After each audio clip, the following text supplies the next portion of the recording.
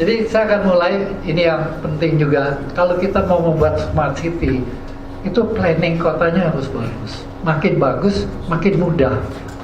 Kalau sudah planning kota itu rumit, Anda bisa membayangkan bagaimana membuat kota itu smart. Nah, kemudian juga yang penting ini bahwa kota kita itu sudah integrated sebetulnya. Anda barangkali kalau melihat Surabaya jarang sekali ada di dalam pers. Jadi Surabaya itu entah apa alasannya itu kita nggak pusing diliput di pers atau tidak gitu. Yang penting kita bekerja baik dan kita layarkan pada masyarakat kota. Itu yang terpenting. Anda masih ingat barangkali ini tahun yang lalu pertama kali majalah Fortune mengeluarkan 500 leader dunia yang ya katakanlah berpengaruh. Yang nomor 24 itu Bu Risma. Yang 25 itu Mark Zuckerberg. Ya. Jadi walaupun tanpa publikasi, dunia luar itu tahu. Dan banyak penghargaan. Saya mau mengatakan bahwa tidak perlu kita berteriak kita mau jadi kota dunia, itu tidak perlu lagi. You do it, bagus, Anda akan diterima. Kita masuk ke smart city ya. Jadi ini barusannya ada diskusi DPD pusat, Dewan Perwakilan Daerah itu lagi mengusulkan perubahan undang-undang Infocom. Nanti di dalam undang-undang baru itu ada tentang smart city. Karena smart city tidak ada undang-undang yang mampu. Tapi waktu kita sampai pada definisi itu sulitnya setengah mati. Jadi Surabaya juga tidak pernah pusing definisinya apa, pokoknya kita kerjakan yang menurut kita harus kerjakan. Kemudian ada polanya dari PBB, kita coba, oh ternyata pas. Jadi kadang-kadang kalau Anda mau smart city yang sederhana, tapi Anda harus berani betul, tidak mudah mundur. Yang sebetulnya bagi saya smart city itu sederhana ya. Smart city itu dilihat dari elemen smart government. Jadi kalau governmentnya nggak smart ya sudah. Wali kotanya sebenarnya tidak perlu smart. Dia bisa seperti di Surabaya, maka dukungan dari perguruan tinggi itu luar biasa. Ide boleh dari wali kota, dia boleh mengembangkan model, tapi sudah waktu harus dilaksanakan, dia lari ke perguruan tinggi. Yang kedua tentunya smart place. Ini kotanya tadi ya, dari tata kota itu berada di smart place. Kemudian yang ketiga tentunya smart people, ini yang paling sulit. Dan dalam banyak definisi itu tidak dipakai. Karena dikembangkan oleh negara maju di mana masyarakatnya itu udah pintar. Kita nggak bisa gitu. Nah ini yang paling berat adalah smart people. Mulai dari mereka yang ada di pemerintahan, dibuat alatnya kalau nggak bisa, nggak ada gunanya kan. Sampai pada masyarakat biasa yang harus memakai itu. Ini yang dari UN yang kita pakai, kita cek smart economy, smart environment, smart government, smart living itu semua ada. Dan ini sebenarnya bisa Anda masukkan ke 3 kotak tadi. Kita mulai dengan smart government ya. Jadi smart government-nya itu elemennya banyak sekali. Jadi yang terpenting itu adalah financial system. Jadi ini betul-betul harus transparan, terbuka, setiap orang bisa ngecek. Kemudian yang kedua itu adalah tentang human resources. Ini tadi saya cerita banyak ya. Jadi itu diberi penekanan sekali. Di Surabaya itu ada 30 lebih yang namanya Broadband Learning Center. Broadband Learning Center. Kemudian itu mengenai monitoring. Wali kotanya sekarang di Jakarta. Saya pernah ikut wali kota itu di Buenos Aires. Ada laporan banjir, dia langsung bisa lihat pompanya jalan nggak. Sampai dia lihat saluran di bawah ibu induk itu ada CCTV. Itu sudah penuh atau belum? Dan dia bisa memerintahkan dari Buenos Aires. Jadi dia pakai mini iPad itu kuncinya dia. Kemudian kita ada education. Jadi anak sekolah nanti kita lihat, jadi anak sekolah itu mungkin waktu ujian pakai komputer, basis komputer yang 100% itu Surabaya. Karena itu sudah terbiasa mereka. SMP juga. Kemudian smart office ini dengan sendirinya. izin, jadi ada Surabaya single window ini masih belum bagus kalau menurut saya gitu ya. Memang sulit karena itu tergantung juga dari manusianya. Jadi itu masih banyak yang sebenarnya gitu. Berikutnya, nah ini kita bisa melihat musrenbang. Di Surabaya Anda bisa musrenbang, Anda bisa mengirim usul Anda melalui internet. Anda nggak perlu hadir. Nah biasanya yang dirapatkan itu pada akhir. Jadi saya biasanya juga ikut hadir, duduk, dengerin. Kalau sudah dari kelurahan masuk kecamatan, kecamatan masuk di kota, baru diadakan rapat. Ini yang menarik ya. Jadi Anda kalau ke puskesmas, Anda sakit, tapi KTP, kalau udah KTP Surabaya bayar, tapi cuma 7.000. Kalau KTP Surabaya Anda daftar online, Anda dapat barcode-nya atau QR code-nya. Nanti Anda ke puskesmas ditempelkan ada namanya e-kios. Tempelkan sana, Anda dapat nomor antri. Itu waktu Anda masuk ke dokter, dokternya punya tablet. Itu data kesehatan Anda sudah ada di tablet itu. Oh, dulu kamu sakit ini, diobatin ini, sekian. Sekarang keluhannya apa? Dimasukkan, oke, nanti kamu diobatin ini ya. Selesai. Udah. Kalau dia keluar, pergi ke apotek, obatnya udah siap. Barangkali yang menarik itu puskesmasnya punya ISO ya. Itu wali kotanya juga bingung gimana benahin puskesmas. Udah dikasih duit, kamu harus dapat ISO. 2 tahun kamu dapat ISO, ISO-nya diganti dengan akreditasi langsung. Ini e-mobility, jadi ini yang penting itu ini tadi yang saya cerita. Itu pakai rek atau pakai HT itu sekaligus, jadi semua pejabat itu harus pegang. Dan dia kalau ada apa-apa harus respon, tidak perlu disuruh lagi gitu ya. Nah ini sistemnya udah jalan. Ini yang menarik, kepala PMK-nya itu perempuan, justru dipegang dia tertib. Ini smart mobility ini yang juga jadi masalah bagi kita, karena ya tadi itu lobby dari otomotif industri itu terus mau ganjal. Kenapa kereta api dari Cengkareng sampai Manggarai nggak jadi-jadi? Itu karena diblok sama kelompok otomotif industri. Ini barangkali yang menarik ya. Jadi diberi satu contoh, orang di kampung membuat IPAL, instalasi pengolahan air limbah groundwater. Ini bagus-bagus dan banyak. Saya nggak bisa ngambilkan semua.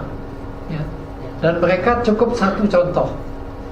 Dan itu dipakai untuk nyiram, bersihkan. Pak Bagus tahu dia. Anda pergi kampung dilarang merokok ada nggak? Belum.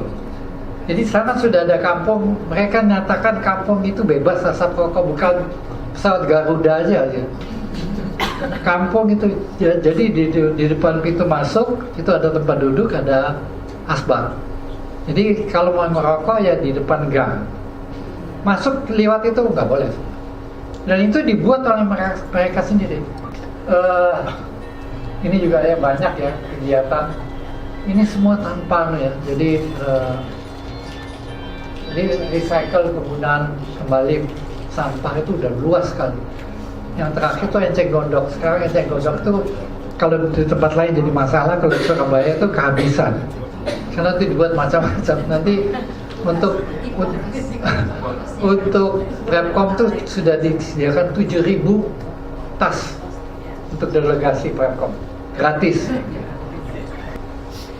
Surabaya di kampung-kampung berhasil merubah yang namanya subsisten ekonomi menjadi city wide economy. Jadi skalanya itu bikin tas yang dulunya hanya dibeli tetangga, sekarang sudah per kontainer. Jajan pasar Anda nggak pernah mungkin ngeremehkan, itu miliar omsetnya per hari. Jadi ada banyak program Green and Clean, bebas, merdeka dari sampah.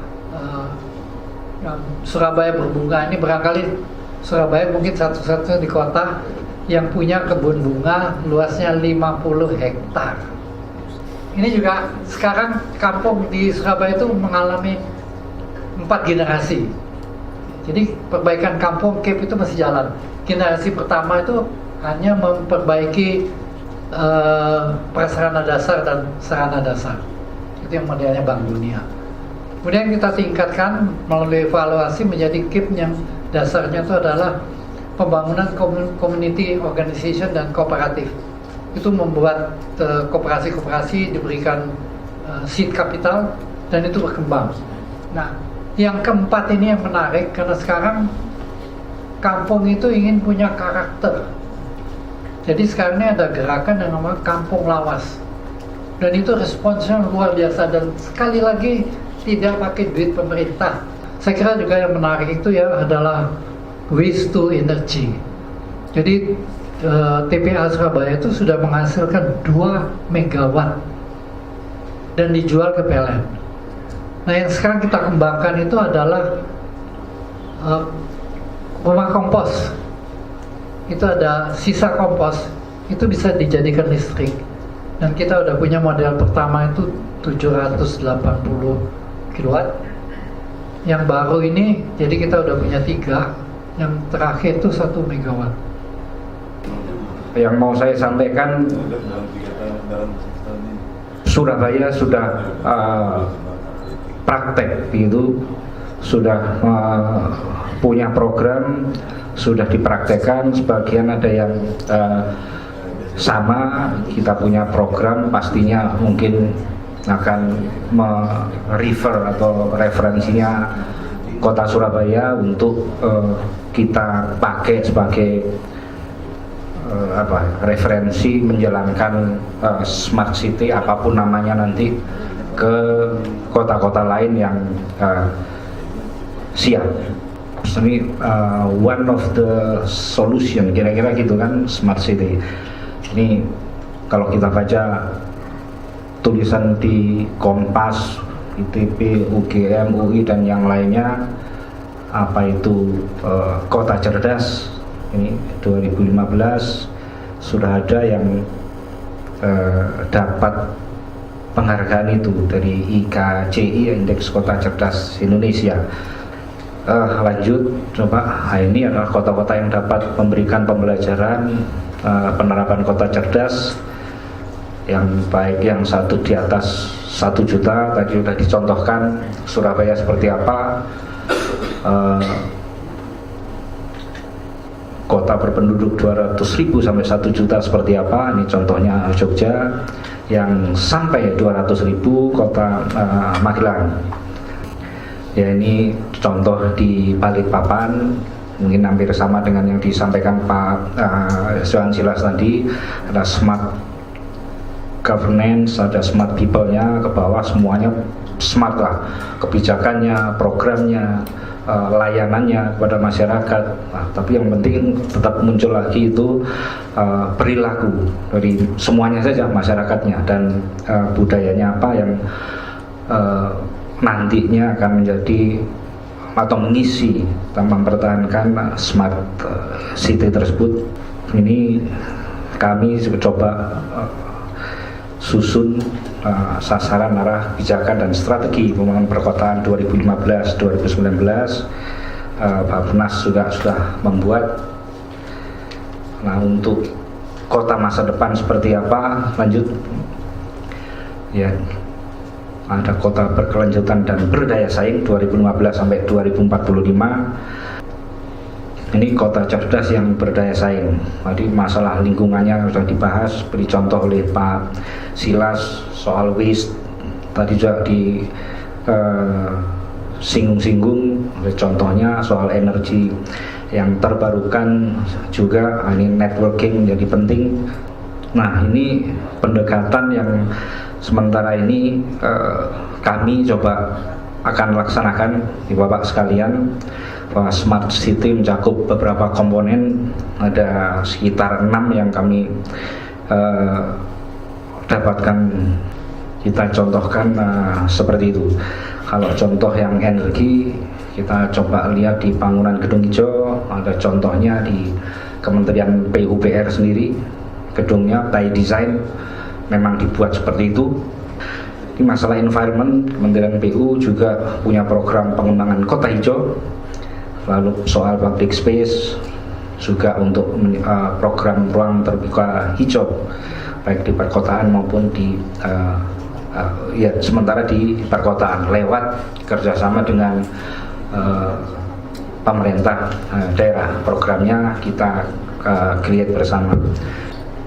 Nah, ini yang pagi tadi sudah saya sampaikan, ini gerakan 100 untuk akses air minum, lalu 0 untuk kumuh ditekan sampai 0, mudah-mudahan ya seminimal mungkin, dan 100% akses sanitasi. Ini fakta saja, ini soal kalau kita bangunan gedung itu menghabiskan sepertiga sumber daya dunia untuk konstruksinya saja, menggunakan 40% dari total energi global, 12% total persediaan air bersih, 40% total emisi greenhouse. Tahun 2030 kira-kira sepertiga total emisi CO2 di dunia berasal dari bangunan gedung. Nah, ini ya trennya naik ya Bapak sekalian soal emisi ini. Ternyata energi nasional, emisi CO2 yang dihasilkan dari bangunan gedung itu trennya naik ya dari tahun ke tahun, sehingga ini yang perlu disikapi. Nah, ini soal ini bisnis kami di Cipta Karya di Direktorat BPL.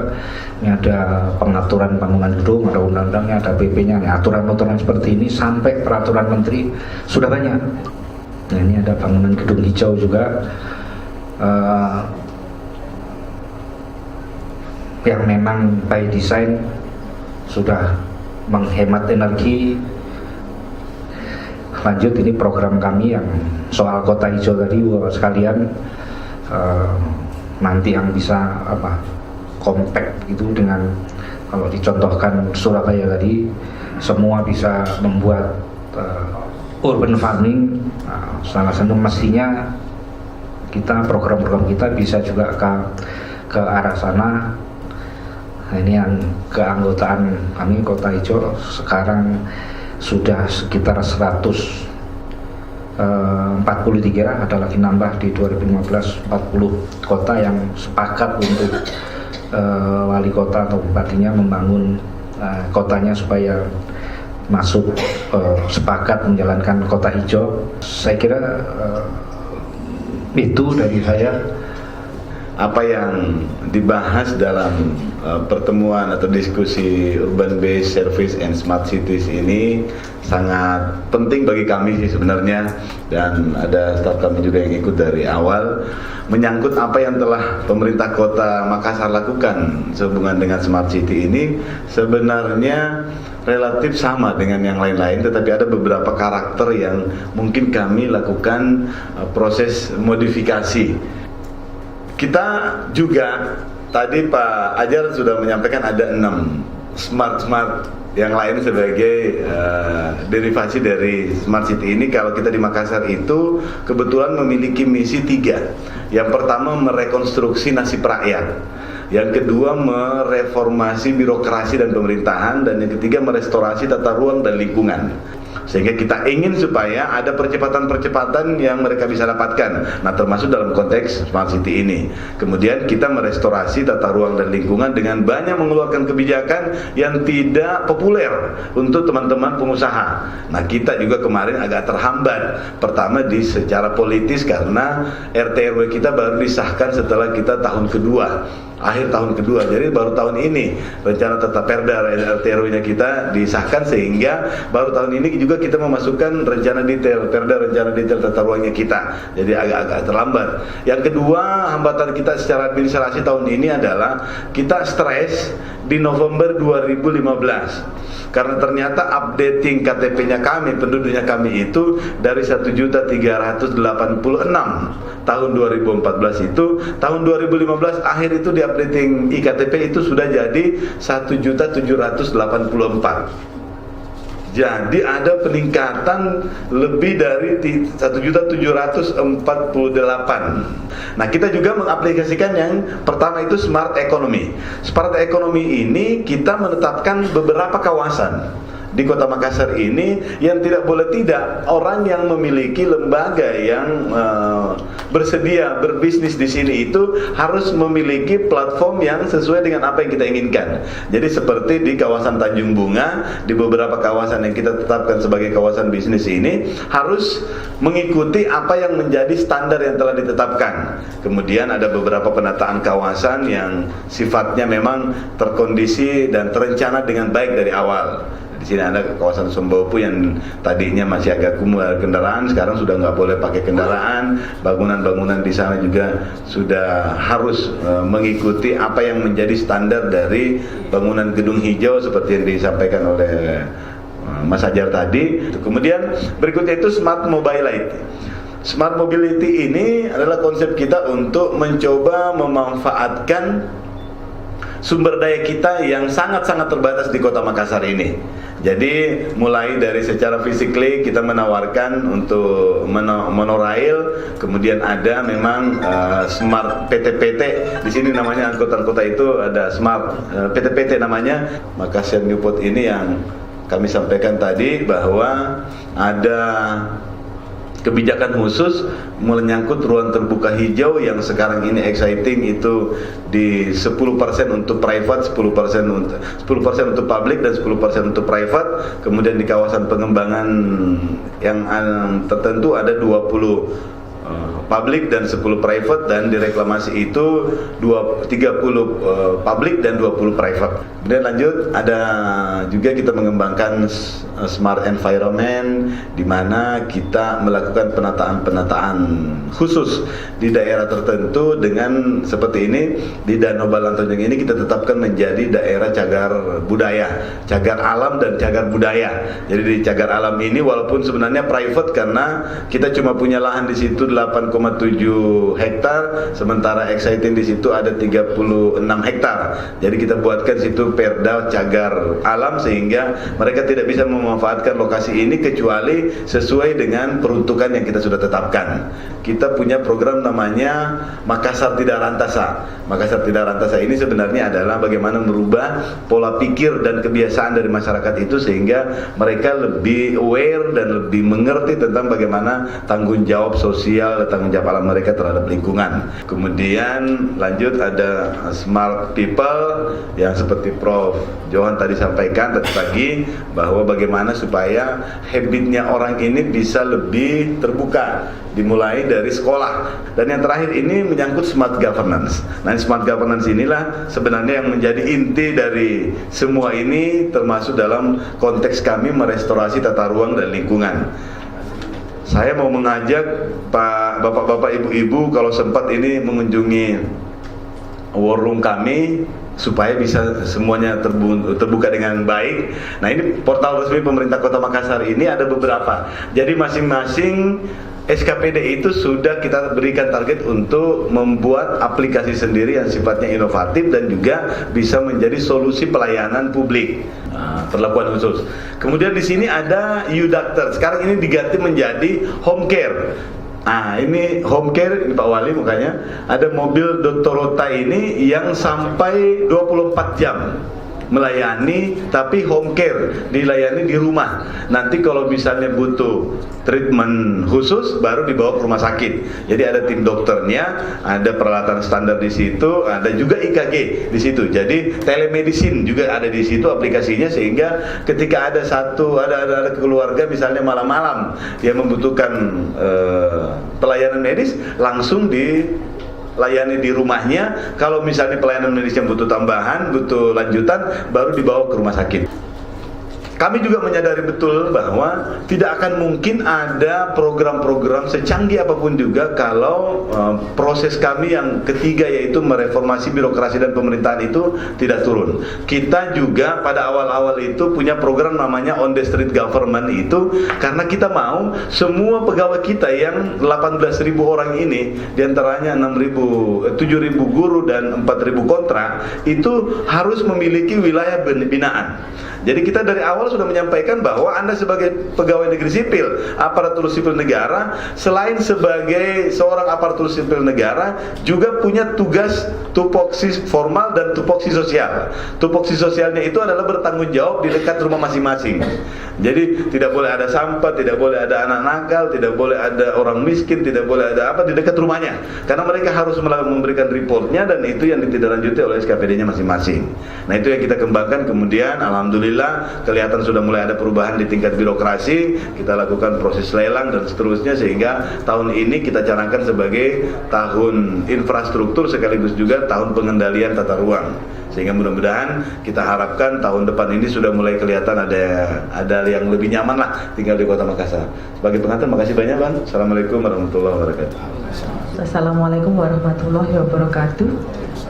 Nah, di sini saya diberi tugas mengenai konsep perencanaan dan pengembangan Smart City. Tadi juga sudah banyak disampaikan oleh Profesor Silas dan yang lainnya. Apa itu Smart City sebetulnya? Memang tidak ditemukan definisi yang itu harus dianut oleh semuanya, apalagi sebuah kota. Karena antara satu kota dengan kota yang lain itu mempunyai variasi dalam implementasi Smart City yang berbeda.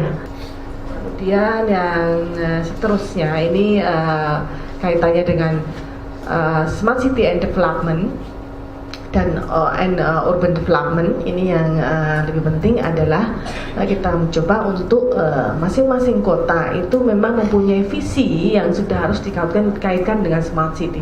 Kami dalam mengevaluasi merevisi RPJM untuk Kota Yogyakarta juga sudah harus memasukkan isu mengenai Smart City ini. Kemudian solutions, utamanya adalah Smart City itu untuk mengatasi problem perkotaan.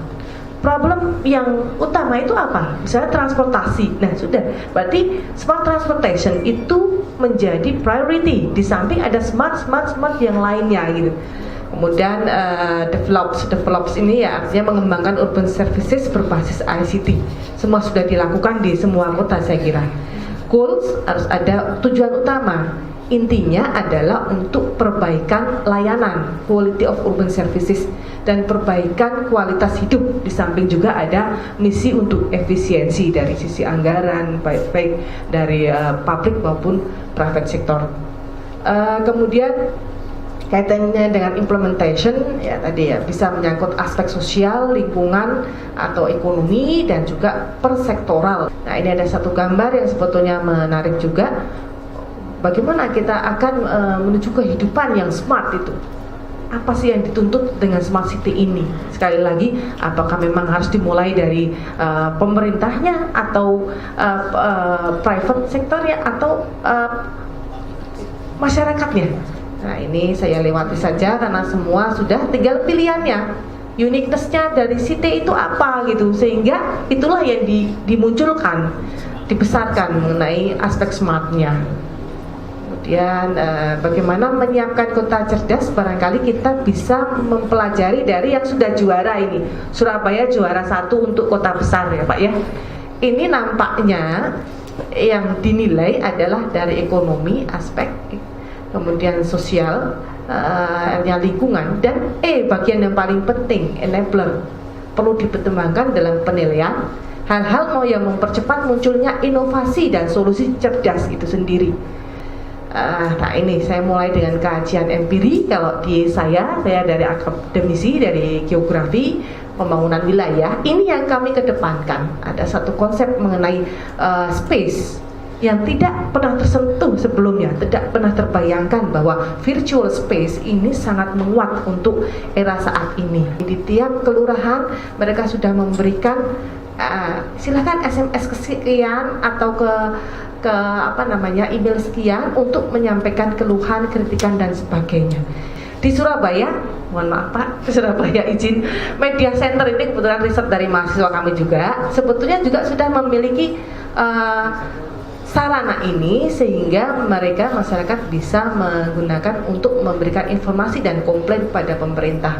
Nah, ini yang kami ceritakan, Pak Bupati Sleman bergandengan dengan BNI, mereka mempunyai Sleman Mall. Tapi saya itu produknya belum banyak, ini masih uji coba sepertinya.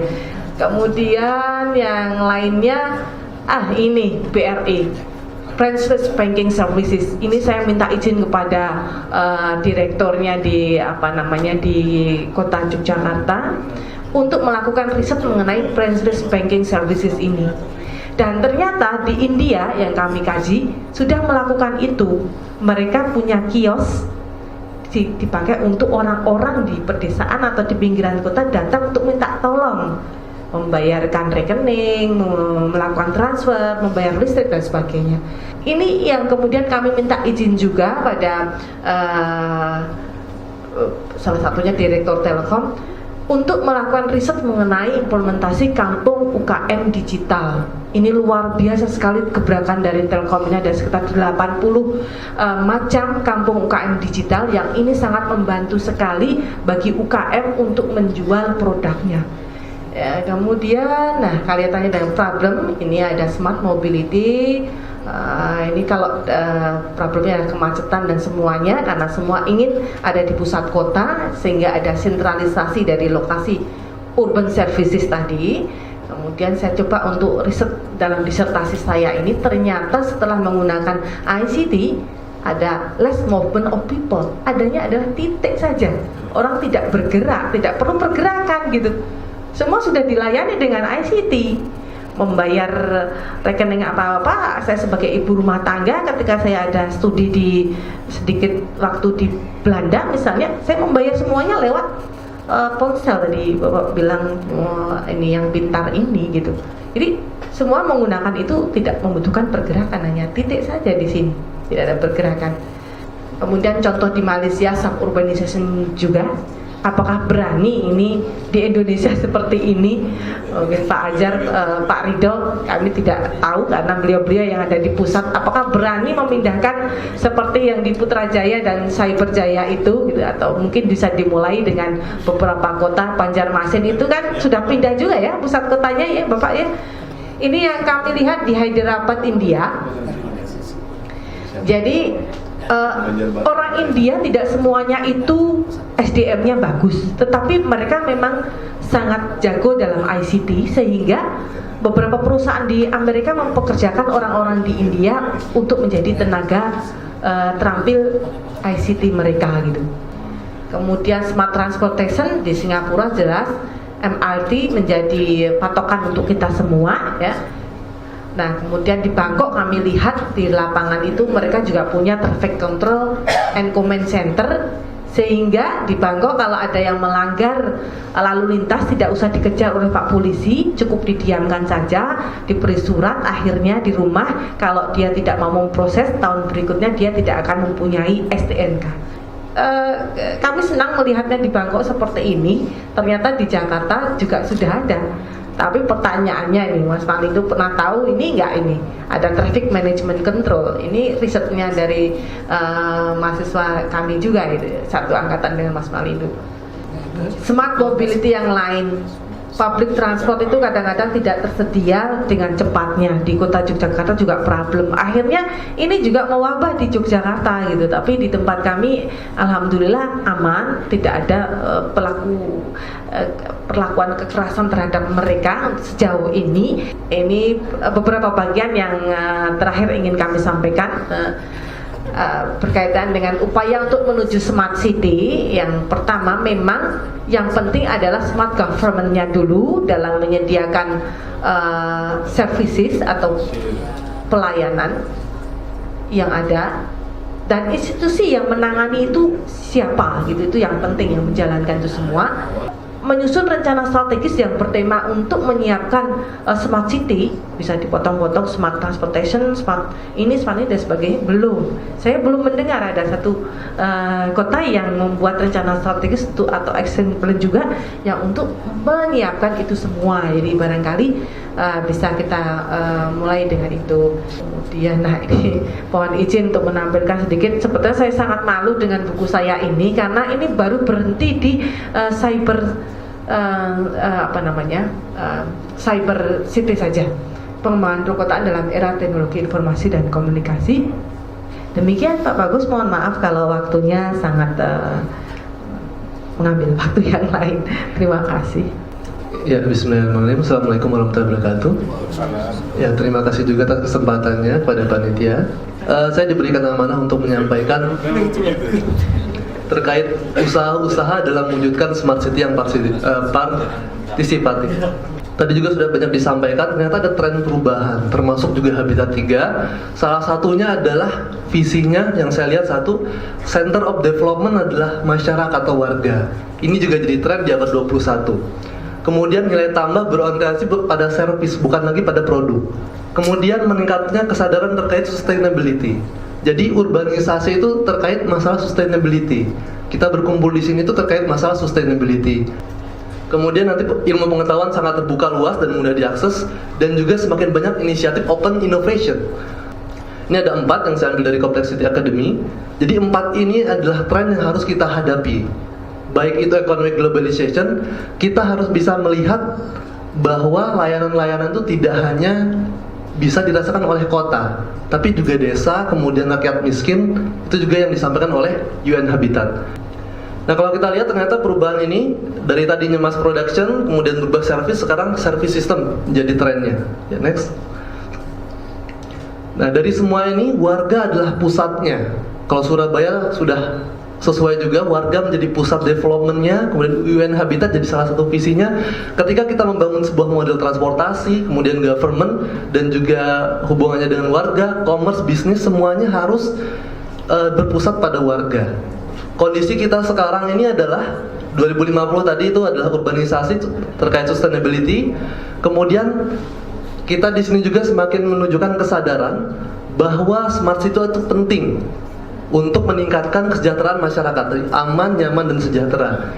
Kemudian kolaborasi dan partisipasi antara stakeholder itu kita sepakat bahwa dapat mempercepat proses adopsi smart city. Tapi ada tantangan yang harus kita hadapi bersama-sama.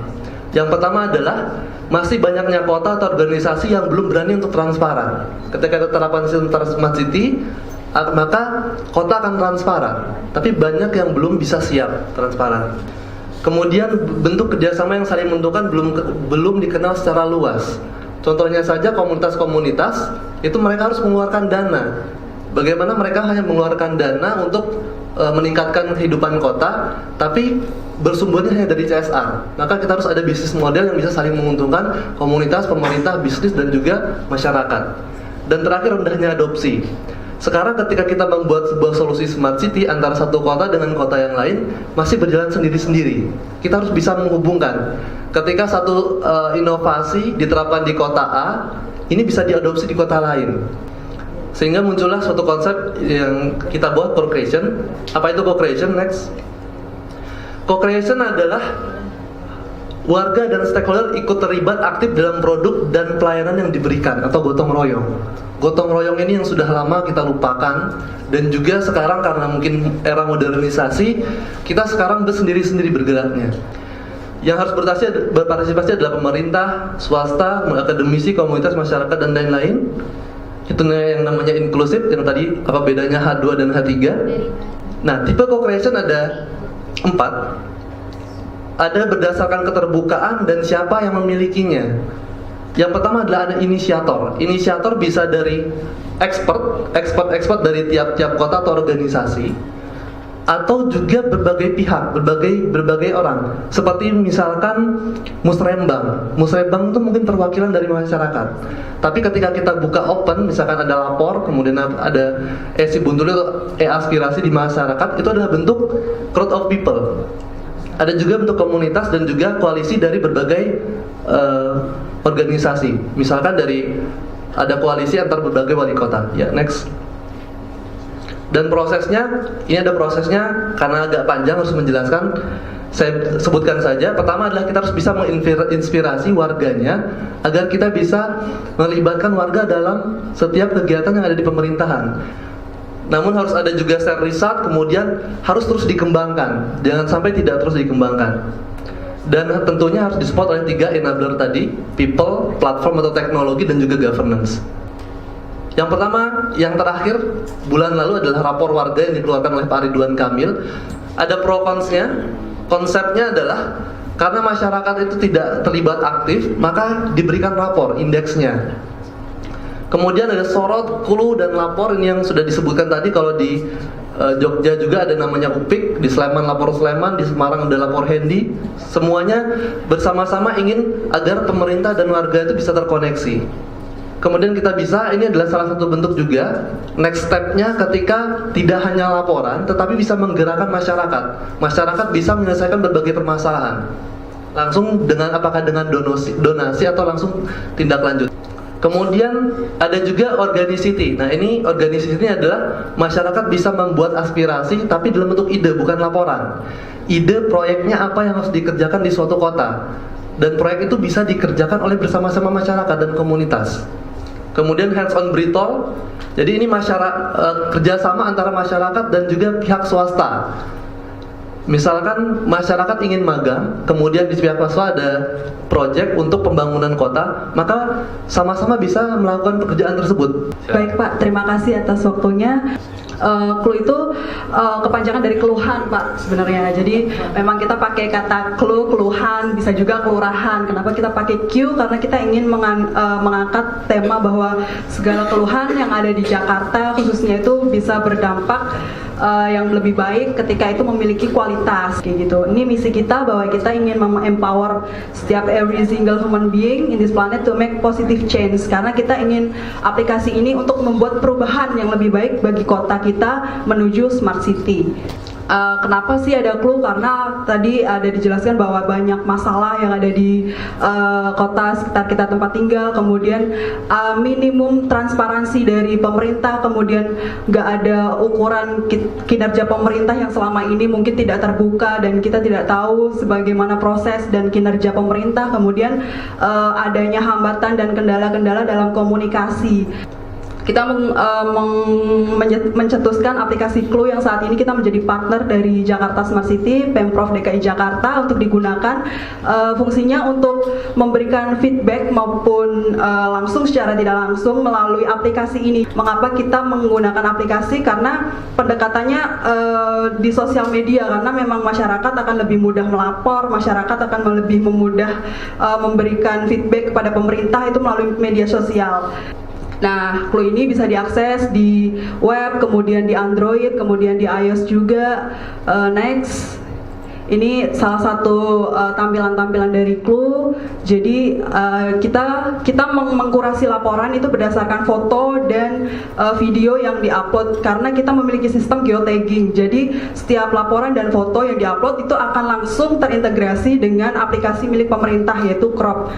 Kemudian fitur ini sangat mudah dan akurat, kemudian cepat, menggunakan map karena kita bekerja sama dengan Google, kemudian Street View, ada penanganan solusi masalah yang cepat, kemudian kita mengkurasinya laporan berdasarkan foto dan video, bukan dari siapa yang melapor, tetapi dari laporan apa yang kita sampaikan kepada pemerintah. Nah, ini juga ada fitur untuk diskusi. Jadi memang di situ kita bisa langsung diskusi dengan pemerintah, kita bisa sumbang ide, kemudian kita juga bisa mention, voting juga dari yang dibikin di forum ini gitu. Ini salah satu keterbukaan yang kita aplikasikan di dalam media sosial Clue ini adalah ranking. Jadi kita bisa mengakses ranking pemerintah. Ranking ini dinilai berdasarkan kinerja pemerintah, terutama kelurahan, dinas terkait, kecamatan maupun kota-media, berdasarkan tindak lanjut mereka dari laporan masyarakat. Jadi seberapa cepat dia merespons, berapa banyak laporan yang berhasil ditindaklanjut itu dihitung. Ini fitur-fiturnya kita juga bisa memberikan feedback dalam bentuk rating dari skala kepuasan 1-5, kemudian kita juga bisa ikut sumbang usul di dalam forum maupun voting.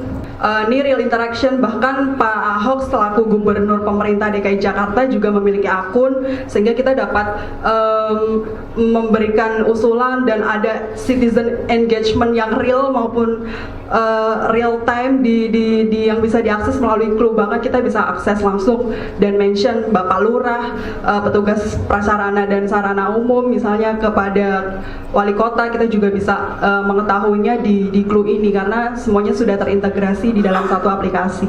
Jadi memang kita sejauh ini sudah ada hampir 40.000 laporan itu partisipasi masyarakat Jakarta per hari yang masuk di Clue, bahkan dari 40-50%-nya itu adalah laporan kepada pemerintah, selebihnya adalah swasta dan laporan kepada diskusi di forum itu sendiri. Jadi memang kita bisa mengukur nih partisipasi masyarakat terhadap feedback kepada pemerintah.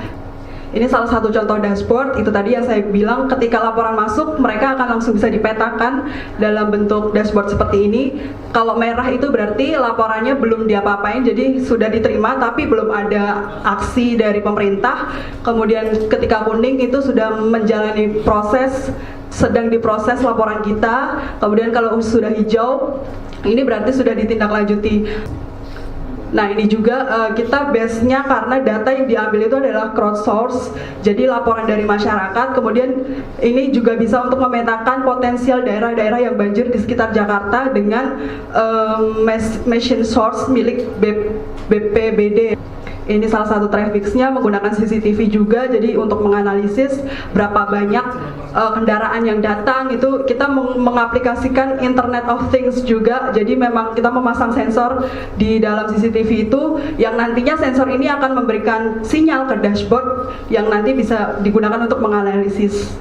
Ini sanitasi juga, kita membuat smart bin, Clue Smart Bin namanya, untuk memberikan efisiensi juga kepada petugas kebersihan, terutama dalam mengangkut sampah. Kita pasang sensor di dalam tempat sampah itu, dia akan memberikan sinyal di dashboard ketika sampah ini penuh. Jadi kita bisa tahu nih sampah di daerah mana saja yang sudah penuh, jadi petugas akan lebih efisien untuk mengangkut sampah ketika itu penuh. Ini untuk bisnis, karena selain untuk pemerintah kita juga berikan Clue Helpdesk untuk bisnis juga. Terima kasih atas waktunya dan perhatiannya. Sekian dari kami. Negara yang belum ngapa-ngapain. Jadi co-creation kita sudah punya. Kemudian kita punya juga yang disebut dengan smart city yang government based dari Makassar maupun dari Surabaya. Sekarang kita punya yang disebut dengan community based. Jadi kalau kita bilang namanya people centered development, we obviously did it. Jadi kita benar-benar udah buat. Nah, kemudian smart city itu bukan hanya bicara masalah government dan dia harus istilah saya harus dikuasai oleh government. Dan ini menjadi satu aspek dan penting. Jadi kalau kita belajar di NUA juga bilang bahwa online platform can develop to improve access of urban services. Nah, ini yang juga harus ada dalam kita semua melaksanakan. Berarti sebenarnya saya sepakat dengan Pak Johan akhirnya bahwa sebenarnya Indonesia sudah part of Indonesia sudah mengachieve apa yang disebut dengan visi dari NUA. Kita benar-benar melakukan people centered development, bukan hanya secara fisik tetapi juga secara non fisik melalui yang disebut dengan internet based information sharing. Yang 3 dimensi utama yang disampaikan oleh Pak Johan Silas perlu menjadi catatan, yaitu pertama, kalau kita mau bicara masalah smart city berarti smart government is must. Nah, kota itu dibangun dengan perencanaan yang baik. Tanpa perencanaan yang baik, walaupun kita ber-IT base dan lainnya, nanti ketemunya merah semua itu clue-nya. Nah, smart people inilah yang menjadi satu basis bahwa kita harus benar-benar mencoba melihat bahwa smart people yang selaku penggunanya itu bukan hanya ikut-ikutan bekerja menggunakan itu, tetapi benar-benar melihat value added dari apa yang dia sampaikan.